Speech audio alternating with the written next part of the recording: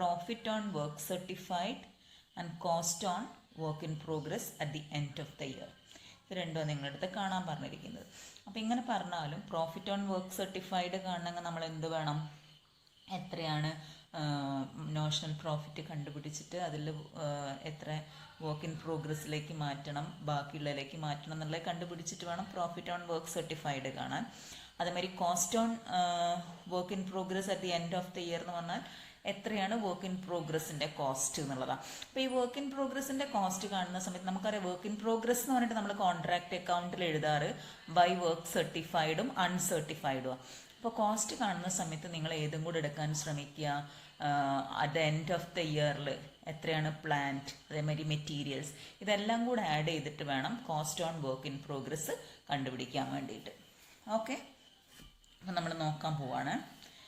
Materials sent to site 86,000, labor engaged on site 65,000, plant issued 80,000, direct expenses 8,000, establishment charges 4,000. All these are expenditure on contract. So all expenditure are debited to contract account. Okay, establishment expenses vare debit cheya.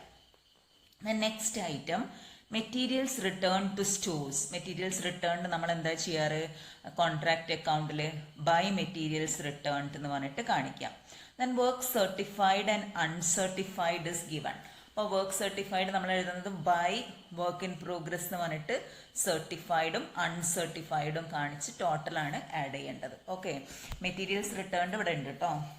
Then materials in hand is given. Materials in hand എന്ന് പറഞ്ഞാൽ closing balance of materials. അപ്പം materials in hand എന്ന് പറഞ്ഞിട്ട് നമ്മൾ by എന്ന് പറഞ്ഞിട്ടാണ് എഴുതാറ്. ഇവിടെ എന്തുകൊണ്ട് ഇങ്ങനെ എഴുതുന്നതെന്ന് ചോദിച്ചാൽ cost of work in progress കണ്ടുപിടിക്കാൻ പറഞ്ഞതുകൊണ്ട് അതിവിടെ കാണിച്ചതാണ്. അല്ലെങ്കിൽ ഇത് എടുത്തെങ്ങാണ്ട് ടോട്ടൽ ചെയ്ത് ഇങ്ങോട്ട് എഴുതാം. പിന്നെ പ്ലാന്റ്, മെറ്റീരിയൽസ്, ക്ലോസിംഗ് ബാലൻസസ് നമുക്ക് സെപ്പറേറ്റ് ആയിട്ട് കാണിച്ചാൽ മതി. ഓക്കെ, വേജസ് അക്രൂഡ്, അതായത് ഔട്ട്സ്റ്റാൻഡിങ് വേജസ് ആണ്. ഇതിൽ കൺഫ്യൂഷൻ വരാൻ പാടില്ല. ഇന്നലെ ചെയ്ത പ്രോബ്ലത്തിൽ ഔട്ട്സ്റ്റാൻഡിങ് വേജസ് ആയ സമയത്ത് നമ്മൾ എന്താ ചെയ്തത്, നമ്മൾ അതിനെ പിടിച്ചിങ്ങാണ്ട് ക്ലോസിംഗ് ബാലൻസ് ആയതുകൊണ്ട് 2 എന്ന് പറഞ്ഞിങ്ങാണ്ട് കാണിച്ചിരിക്കുക. അതായത് ക്ലോസിംഗ് ബാലൻസ് ഓഫ് ലയബിലിറ്റി ആയതുകൊണ്ട്. ഇവിടെ പക്ഷേ ക്ലോസിംഗ് ബാലൻസ് എന്ന് പറയുന്നില്ല, wages accrued during the year ആയിരിക്കും. മനസ്സിലായോ? അപ്പോൾ വേജസ് അക്രൂഡ് എന്ന് പറയുന്നത് 300 എന്ത് ചെയ്യണം, ഔട്ട്സ്റ്റാൻഡിങ് വേജസ് ആണ്. So you have to add with concerned expense. അപ്പോൾ വേജസ് എന്ന് പറഞ്ഞിട്ട് നമ്മളെ ലേബർ തന്നിട്ടുണ്ട്. അപ്പോൾ അതിൻ്റെ കൂടെ ഔട്ട്സ്റ്റാൻഡിങ് 300 ആഡ് ചെയ്യാം. Then cash received from contract is given. അത് പിന്നെ നോക്കേണ്ട ആവശ്യമില്ലല്ലോ, നമ്മളത് ആ നോഷണൽ പ്രോഫിറ്റ് ഡിവൈഡ് ചെയ്യാൻ വേണ്ടി മാത്രമുള്ളതാണ്, അല്ലാണ്ട് കോൺട്രാക്ട് അക്കൗണ്ടിൽ എടുക്കുന്നില്ല. Then depreciation on plant is given. Depreciation വരുന്നത് എന്തിനു വേണ്ടിയിട്ടാണ്, ക്ലോസിംഗ് ബാലൻസ് ഓഫ് പ്ലാന്റ് കാണാൻ. അപ്പോൾ പ്ലാന്റ് ഇഷ്യൂഡ് എന്ന് പറയുന്നത് നമുക്കറിയാം എത്രയാണ്, 80,000 ആണ്. അതിൽ നിന്ന് എന്ത് ചെയ്യാം, ഡിപ്രീസിയേഷൻ 7,000 മൈനസ് ചെയ്താൽ ക്ലോസിംഗ് ബാലൻസ് ഓഫ് പ്ലാന്റ് എന്ന് പറയുന്നത് 73,000. ഓക്കെ, അപ്പം cost of work in progress എന്ന് പറയുന്നത് ഇത് എല്ലാം കൂടെ ആഡ് ചെയ്യുന്നത്, അതായത് 2,72,700 ആണ് എന്തെന്ന് പറയുന്നത് വർക്ക് ഇൻ പ്രോഗ്രസ് എന്ന് പറയുന്നത്. ഓക്കെ, അപ്പം നോഷണൽ പ്രോഫിറ്റ് എന്ന് പറയുന്നത് 30,000 കിട്ടും. ഈ നോഷണൽ പ്രോഫിറ്റിൽ വർക്ക് എത്ര കംപ്ലീറ്റ് ചെയ്തു എന്നുള്ളത് നമുക്ക് എങ്ങനെ അറിയാം, എത്ര കോസ്റ്റ് ഓഫ് കോൺട്രാക്ട് പ്രൈസ് തന്നിട്ടുണ്ടോ, cost of work in progress cash received 1,61,500 എന്നാണ് തന്നത്. വർക്ക് ഇൻ പ്രോഗ്രസ് എത്ര 1,90,000 ആണ്. അപ്പോൾ എന്തായാലും മോർ ദാൻ 50% കംപ്ലീറ്റ് ചെയ്തിട്ടുണ്ട് എന്നുള്ള അസംഷനിൽ നമുക്ക് എന്താക്കാം, 2/3 ആണ് എടുക്കേണ്ടത്. അപ്പം ബൈ നോഷണൽ പ്രോഫിറ്റ് എഴുതുക. To profit and loss account എന്ന് പറഞ്ഞിട്ട് notional profit into 2/3 into cash received divided by work certified.